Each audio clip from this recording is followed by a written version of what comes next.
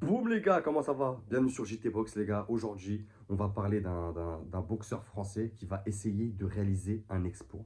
Quand je dis un exploit, le mot est très faible les gars. On va parler de Bruno Suras qui va aller essayer d'obtenir une victoire qui serait vraiment incroyable à tous les niveaux contre Jaime Munguia à Tijuana au Mexique. Ça sera un Giroun les gars, chez les super moyens, en moins de 76 kilos, samedi 14 décembre. Ça sera dispo sur ESPN+, ça sera dispo aussi sur RMC Sport, je pense vers 2-3 heures du matin, donc le dimanche matin les gars. Promoteur Top Rank, Bob Arum. Sinon les gars, IPTV, Cartel de Medellin, on connaît. Euh, Ce combat, les gars, parce que j'en ai pas parlé quand il est arrivé, vraiment, je l'attendais pas. Je l'ai pas vu venir une seule seconde. Je sais pas vous, mais quand elle est arrivée l'affiche, je me suis dit, c'est un canular. C'est une blague. Même Christian Billy, qui est tout en haut du podium, il n'arrive pas à avoir un combat comme ça. Donc, euh, ça aurait été bien d'avoir Bruno en interview et tout. Là, ça aurait été le moment. Vous voyez, euh, la boxe en France, elle a un problème. Bruno Suras, il a un combat contre le top 2 mondial et il vend pas. Il fait pas vendre. Il fait pas prendre la sauce. Il aurait pu faire des interviews, faire des dingueries avant de son combat, tu vois. Et on n'en parle pas. Voilà, si c'est pas nous, les créateurs de contenu sur YouTube, voilà, j'ai été surpris que RMC Sport il rediffuse ça. Parce que bon, ils savent rediffuser des trucs éclatés à l'œuf. Mais quand il s'agit de la vraie boxe, rassurez-moi les gars, petit aparté les gars.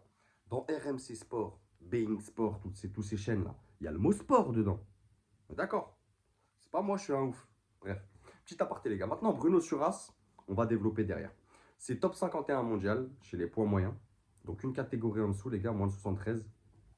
C'est top 3 français. C'est 27 combats, 25 victoires, 0 défaite, 2 matchs nuls. C'est 4 victoires avant la limite. C'est pas un cogneur. C'est plus un technicien qu'un frappeur. Il a 165 rounds dans les pattes depuis qu'il est passé pro en 2016. Il a 26 ans, droitier, 1m83, donc assez grand. Son dernier fight, c'était en décembre 2023 contre Obregon. Il gagne par TKO au 12e round. Ça sera son premier fight cette année. Ça, c'est des choses alarmantes. Et il a 2 combats en 2023. C'est encore des choses préoccupantes. Mais on va en discuter après. Maintenant, Jaime Munguia, les gars, top 2 mondial, top 2 mexicain, top 2 WBC, top 4 WBA, top 5 IBF, top 3 WBO, top 13 pound for pound. Là, on parle vraiment d'un boxeur d'élite. 45 combats, 44 victoires, une défaite, 0 match nul. Sa seule défaite, tu l'auras compris si tu es un habitué de la boxe, c'est contre Canelo Alvarez. Donc, on ne peut même pas dire que c'est une défaite en vérité.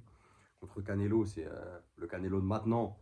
À la rigueur, si tu perds, bon, tu prends d'expérience quand même. Mais voilà, 45 combats, une défaite contre Canelo, ça passe. 35 victoires avant la limite, c'est un cogneur. Jaime Munguia, c'est quelqu'un, s'il sent qu'il t'a touché, il va pas hésiter à te finir. Vraiment. Il a 221 rounds dans les pattes depuis qu'il est passé pro en 2013. Il a 28 ans. Droitier. 1m83 aussi. Donc la même taille.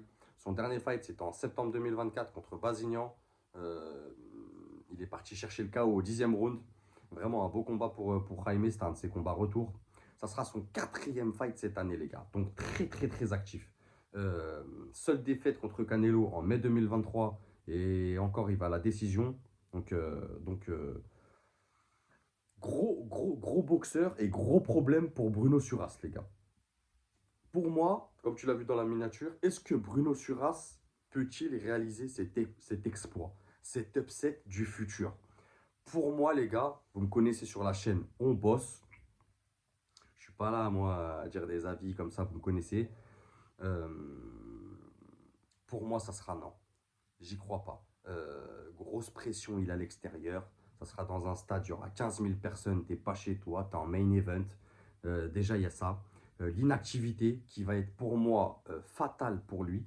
Vraiment, vraiment de cette inactivité, comme je t'ai dit, ça sera son premier fight en 2024. La dernière fois qu'il a combattu, les gars, c'était en décembre 2023. Je sais pas si vous imaginez la dinguerie. Après, euh, Le manque d'expérience aussi des boxeurs d'élite, vraiment. Là, il s'attaque à vraiment le haut du panier. Comme je t'ai dit, c'est top 13 pound for pound.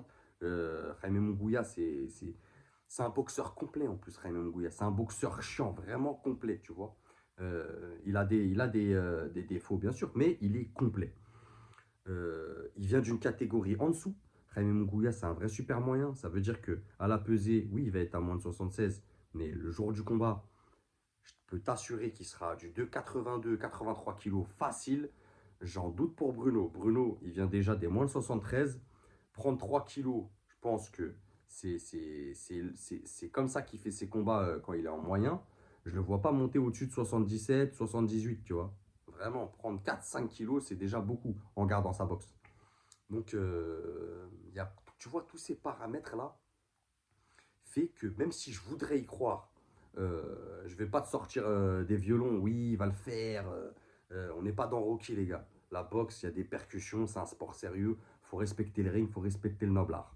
Et il y a des paramètres euh, qui nous font dire que non, ça ne sera pas possible. Mais, mais voilà, je pense que il tente sa chance. Comment il l'a eu, ça, mystère et poule de gomme, on en saura par la suite, j'espère. Financièrement, j'espère qu'il va se régaler et qu'il va kiffer l'événement à fond. Surtout, je pense qu'il doit kiffer l'événement à fond. Tu vois, Tijuana, tu vas taper le top 2 mondial d'une catégorie au-dessus. C'est une grosse dinguerie. Tu dois être fou dans ta tête en tant que boxeur. Mais c'est un risque. La condition de la préparation aussi. Est-ce qu'il a eu le temps de se préparer? Est-ce qu'ils l'ont pas appelé à la va-vite comme ça? Ils ont vu que voilà, bon, c'était un top 50 d'une catégorie en dessous. Mon Kouya, là, il est dans ses combats retour. Après sa défaite contre Canelo, il a pris Basignan. Là, il fait un petit combat contre un Frenchie, tu vois. Attention à Munguia, il a la maison, les gars, donc confiance en lui. Il revient d'une victoire par TKO. Attention à ne pas sous-estimer son adversaire aussi, qu'il nous fasse un beau match, vraiment qu'il soit sérieux. Parce que je pense que sinon, il paierait quand même Bruno, quand même, ça reste un bon boxeur. Il a 0 défaite, donc à respecter. Jaime Munguia, c'est plus puissant, que ce soit physique et aussi dans l'impact des frappes. Je pense qu'il colle plus fort. Son palmarès parle pour lui. C'est plus agressif, plus de pression. Ça frappe au corps. J'espère qu'il est prêt à ça, Bruno, à être dos au corps, à encaisser au corps. Ça va être compliqué, les gars, pour Bruno Souras. Vraiment. Je ne veux pas être alarmant, mais s'il arrive à aller au bout déjà des 10 rounds, c'est très bien. Vraiment, je pense que pour lui, ça sera une petite victoire. Vraiment. Donc moi, mon prono, les gars, et moi j'ai répondu à la question sur va-t-il réaliser l'exploit ou pas. Après, s'il le fait, bah tant mieux, hein. Vraiment, tant mieux pour lui. Ça serait une dinguerie, vraiment. Et gros big up à sa team, vraiment. Mais sur le papier, les gars, on est obligé d'être réaliste, vraiment terre à terre. On va pas commencer à parler des licornes, avoir des ailes, des éléphants. Non, les gars, avec tout ce que je vous ai énuméré là, l'inactivité et tout ça, il y a plein de paramètres qui font que ça aurait été un autre qu'un Français, ça aurait été pareil. Un top 50 qui va taper un top 2 mondial d'une catégorie au-dessus, c'est des mauvais signaux. Tu vois, il y a plein de signaux mauvais, mauvais, dangereux, dangereux, vraiment dangereux. Donc moi, mon prono, les gars, je vois un KO, TKO de Monkouya avant la 8e. Je pense que voilà, l'agressivité, la pression, le manque d'inactivité de Bruno, le cardio, je pense qu'il va le payer aussi.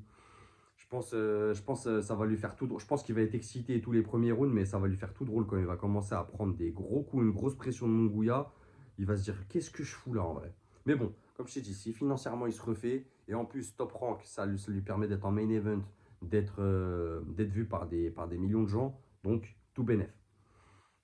Mais pour moi, il y a trop d'écart de niveau, vraiment, de puissance physique. Donc voilà, je vois pas Bruno réaliser un exploit, mais je finirai par dire que l'aventure, elle aura été belle pour lui. S'il arrive au bout des 10 rounds, félicitations à lui, bravo vraiment, et j'espère Bruno le voir plus actif, pas être envoyé dans des bourbiers, parce que ça en boxe, c'est ce qu'on appelle des bourbiers, les gars, on va pas se mentir. La plupart, vous êtes des connaisseurs sur la chaîne, c'est un bourbier. Jaime Munguia, c'est un bourbier. En plus, tu viens d'une catégorie en dessous. J'ai pas encore vu les sondages, les gars. Je les laisse jusqu'à. On verra ce que ça donne. Mais de la dernière fois que j'ai vu, c'était du 80-20 pour Munguia, ce que je trouve tout à fait normal sur la chaîne. Euh, Merci à vous les gars. Dites-moi ce que vous en pensez en commentaire. Est-ce que pour vous, déjà vous connaissez Bruno Suras, déjà? Et est-ce que pour vous, il peut réaliser cet exploit? Merci à vous les gars. Prenez soin de vous. Abonnez-vous, ça donne de la force les gars. On est bientôt à 4K, c'est incroyable. Et n'oubliez pas, c'est que de la boxe.